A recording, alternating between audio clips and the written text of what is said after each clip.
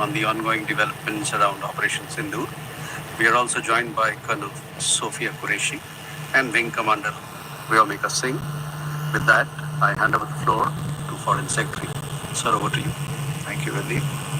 नमस्कार, good afternoon, आप सबका स्वागत है। और मैं सबसे पहले अनुरोध करूंगा कर्नल सोफिया कुरैशी से कि वो आपको आज तड़के सवेरे से हुई घटनाओं से अवगत कराएं। Colonel Qureshi. Thank you sir. नमस्कार। 8 से 9 मई 2025 की मध्य रात्रि को पाकिस्तानी सेना ने सैन्य बुनियादी ढांचे को निशाना बनाने के इरादे से पूरी पश्चिमी सेना पर भारतीय वायु क्षेत्र का कई बार उल्लंघन किया। यही नहीं बल्कि पाकिस्तानी सेना ने नियंत्रण रेखा पर भारी कैलिबर वाले हथियारों से गोलीबारी भी की। अंतर्राष्ट्रीय सीमा और नियंत्रण रेखा पर लेह से लेकर सर क्रीक तक 36 स्थानों पर 300 से 400 लगभग ड्रोनों का इस्तेमाल घुसपैठ का प्रयास करने के लिए किया गया। भारतीय सशस्त्र बलों ने काइनेटिक्स व नॉन काइनेटिक साधनों का उपयोग करके इनमें से कई ड्रोन्स को मार गिराया। इतने बड़े पैमाने पर हवाई घुसपैठों का संभावित उद्देश्य वायु रक्षा प्रणालियों का परीक्षण करना और खुफिया जानकारी इकट्ठा करना था। ड्रोन के मलबे की फोरेंसिक जांच की जा रही है। प्रारंभिक रिपोर्ट्स से पता चलता है कि वे तुर्की के असीस गार्ड सोंगर ड्रोन्स हैं। इसके उपरांत रात में पाकिस्तान के एक सशस्त्र यूएवी ने भटिंडा सैन्य स्टेशन को निशाना बनाने की कोशिश भी की, जिसे पकड़ा गया और उसे निष्क्रिय कर दिया गया। पाकिस्तानी हमले के जवाब में पाकिस्तान में 4 हवाई रक्षा स्थलों पर सशस्त्र ड्रोन्स लॉन्च किए गए। इनमें से एक ड्रोन एडी रडार को नष्ट करने में सक्षम रहा। पाकिस्तान ने जम्मू कश्मीर के तंगधार, उरी, पुंछ, मेंढर, राजौरी, अखनूर और उधमपुर में भारी कैलिबर आर्टिलरी गन और सशस्त्र ड्रोन्स का उपयोग करके नियंत्रण रेखा के पार गोलीबारी भी की, जिसके परिणाम स्वरूप भारतीय सेना के कुछ जवान हताहत हुए और घायल हुए। भारतीय जवाबी कार्रवाई में पाकिस्तानी सेना को भी बड़ा नुकसान पहुंचाया गया। इसके अलावा पाकिस्तान का गैर जिम्मेदाराना व्यवहार फिर से सामने आया। 7 मई 2025 को रात 8:30 बजे एक असफल अकारण ड्रोन और मिसाइल हमला करने के बावजूद पाकिस्तान ने अपना नागरिक हवाई क्षेत्र बंद नहीं किया। पाकिस्तान अपने नागरिक विमानों को ढाल के रूप में इस्तेमाल कर रहा है, जबकि उसे अच्छी तरह से पता है कि भारत पर उसके हमले से हवाई रक्षा की तीव्र प्रतिक्रिया होगी। यह भारत और पाकिस्तान के बीच अंतर्राष्ट्रीय सीमा के पास उड़ान भरने वाले अंतर्राष्ट्रीय उड़ानों सहित नागरिक विमानों के लिए सुरक्षित नहीं है। यहाँ स्क्रीन शॉट में पंजाब सेक्टर में हाई एयर डिफेंस अलर्ट स्थिति के दौरान एप्लीकेशन फ्लाइट रडार 24 का डेटा दिखाया गया है। जैसा कि आप देख रहे हैं यहाँ पर भारतीय पक्ष का हवाई क्षेत्र घोषित बंद के कारण नागरिक हवाई यातायात से पूरी तरह से रहित है। कराची और लाहौर के बीच के हवाई अड्डे मार्ग पर नागरिक एयरलाइंस उड़ान भर रही है। हाईलाइट किया गया है विमान फ्लाइनेस एविएशन का एयरबस 320, जैसा कि आप यहाँ देख रहे हैं, जो कि शाम को 5:50 बजे दमम से शुरू हुआ और रात को 9:10 बजे लाहौर में उतरा। ये सारा डिटेल्स आप यहाँ देख रहे हैं, डिटेल्स यहाँ लिखा हुआ है। Can you see this?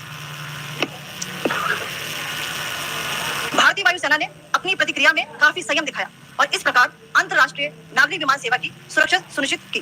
धन्यवाद। जय Hind. Good afternoon to all. On the intervening night of 8-9 May 2025, Pakistan military carried out multiple violations of Indian airspace along the entire western border with an intent to target military infrastructure. Pakistan military also resorted to firing of heavy caliber weapons along the line of control. Along the international border and line of control, drone intrusions were attempted from Leh to Sar Creek at 36 locations with approximately 300 to 400 drones. Indian Armed Forces brought down a number of these drones using kinetic and non-kinetic means. The possible purpose of these large-scale aerial intrusions were to test the AD systems and gather intelligence. Forensic examination of the drone debris is being undertaken. Preliminary reports suggest them to be of Aziz Guard Songa drone of Turkey. Later in the night, an armed UAV of Pakistan attempted to target Bhatinda military station, which was detected and neutralized. In response to the Pakistani attack, armed drones were launched at 4 air defense sites in Pakistan. One of the drones was able to destroy an AD radar. Pakistan also carried out artillery shelling across the line of control using heavy caliber artillery guns and armed drones at Tandhar, Uri, Poonch, Mendhar, Rajouri, Akhnur and Udhampur in Jammu and Kashmir area, which resulted in some losses and injuries to Indian Army personnel. Pakistan Army also suffered major losses in Indian retaliatory fire. Additionally, Pakistan's irresponsible behavior again came to fore. Pakistan did not close its civil airspace despite it launching a failed unprovoked drone and missile attack on 7th May at 8:30 hours in the evening. Pakistan is using civil airliners as a shield, knowing fully well that its attack on India would elicit a swift air defense response. This is not safe for the unsuspecting civil airliners, including the international flights, which were flying near IP between India and Pakistan. The screenshot we just showed and we shall share with you, it shows the data of the application flight radar 24 during a high air defense alert situation in the Punjab sector.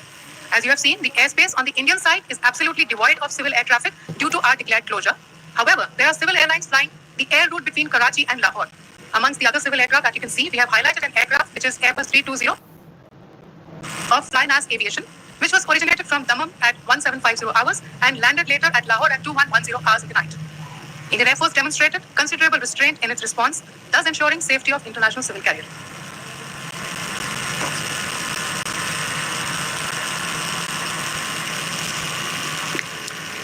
Thank you, Qureshi, Wing Commander Singh. I have just a few points to share in addition. कल रात की पाकिस्तानी सेना की कायरतापूर्ण गतिविधियों से आपको colonel Qureshi और विंग कमांडर सिंह ने पहले ही अवगत करा दिया है.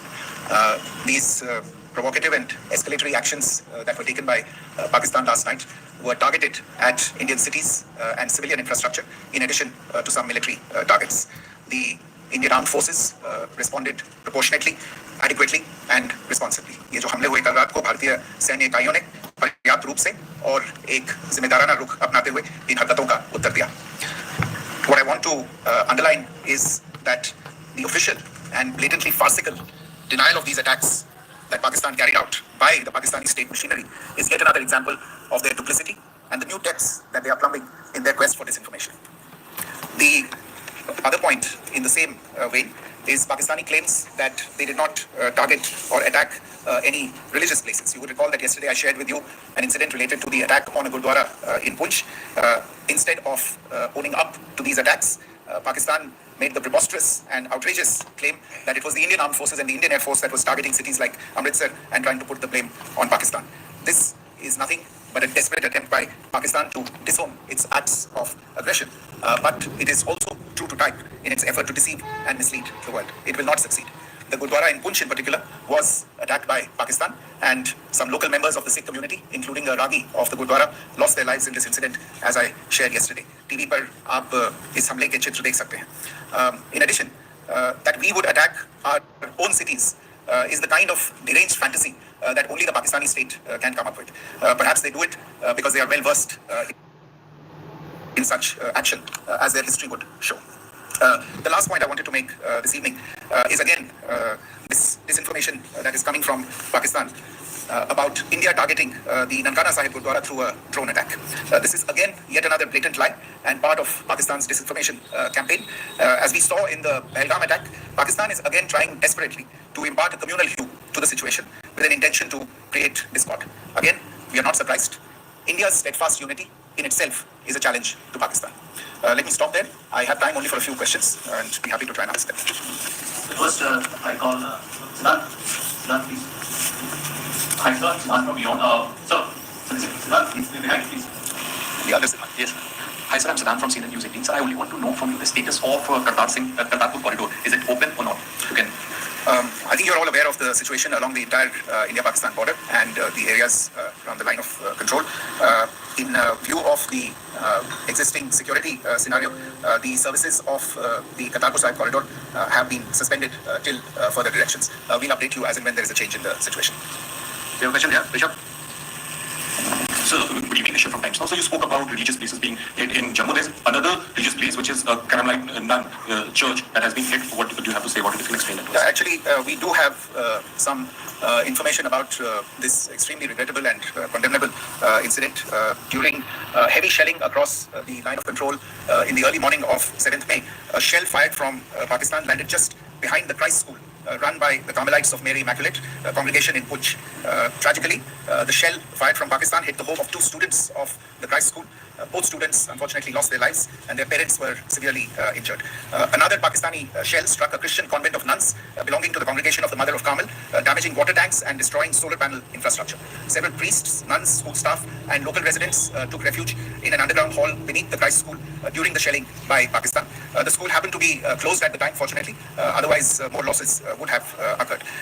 Again, we have seen the Pakistani side targeting and shelling places of worship with a particular design. This includes gurdwaras. जो टिप्पणी की थी उसकी पाकिस्तान में काफी तीखी प्रतिक्रिया भी आई और उसके बाद हमने देखा कि पाकिस्तान की तरफ से किस तरीके से लेह से लेकर भुज तक पूरी बॉर्डर के ऊपर जो इन्वेजन था वो किया गया.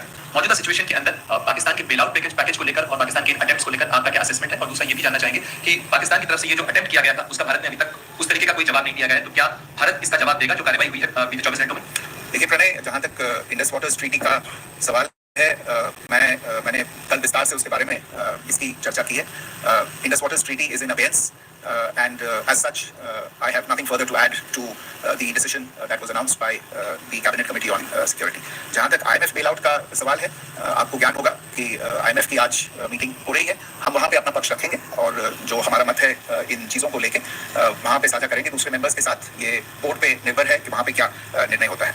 और जहाँ तक जो कार्यवाही हुई है उसका जवाब देने का जो आपने जो प्रश्न उठाया है, जो आज ब्रीफिंग हुई है, जो आपको सूचना मिली है, मैंने भी कहा है कि जो आज सवेरे तड़के सवेरे जो गतिविधियां हुई, भारत ने उनका एक जिम्मेदारानापूर्ण तरीके से और एक पर्याप्त तरीके से उसका जवाब दे दिया है. Siddhant? Hi, sir. Siddhant from Beyond. Sir, the External Affairs Minister has spoken to many of his counterparts along the world. Yesterday, he spoke to the US Secretary of State Mark Rubio. So, what were the key areas of conversations during that call?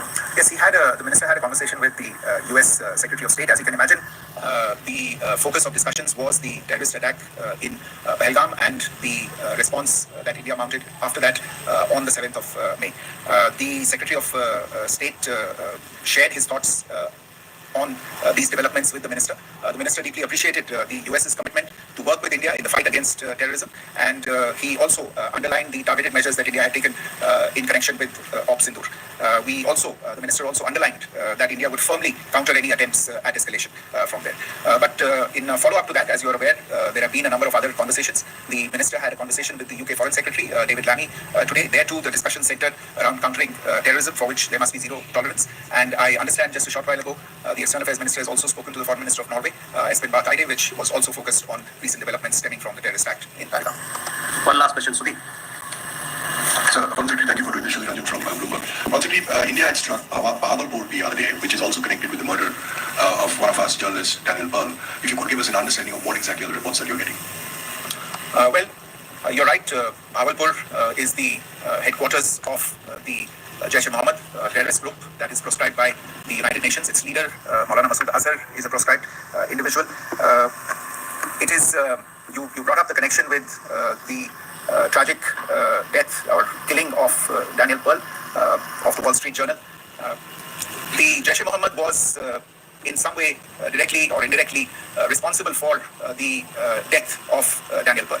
But the real connection is through Ahmed Omar Saeed Sheikh, the British Pakistani jihadi who was held in India but was finally released in 2000, and he was the person who lured Daniel Pearl to his eventually leading to his murder. So these are all obviously connected figures, connected individuals, connected institutions, and the attack on Bahawalpur, on that facility of the Jaish-e-Mohammed in Bahawalpur is, I would imagine, a fitting part of this unfortunate incident.